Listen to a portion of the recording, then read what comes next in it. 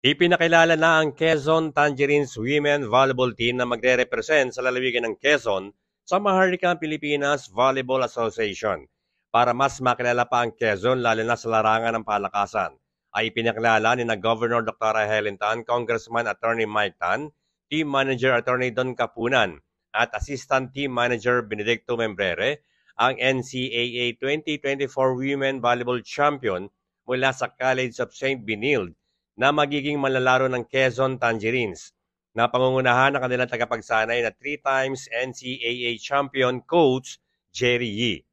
Samantala nagsagawa din ng tryout para sa mga homegrown ng lalawigan ng Quezon at kabilang sa 8 napili sa 75 na manlalaro at dadaan sa pagkasanay sina Paula Albon, Lenny Sapalio, Jasmine Dapol, Christine Joy Lubiano, Jillian Nicole Kiambao, Geraldine Ray Palacio, Camille Josephine Amakatan, at Luan Latigay. Bird Abrigo nag-uulat para sa DCDG 96.7 Destiny Radio at your service.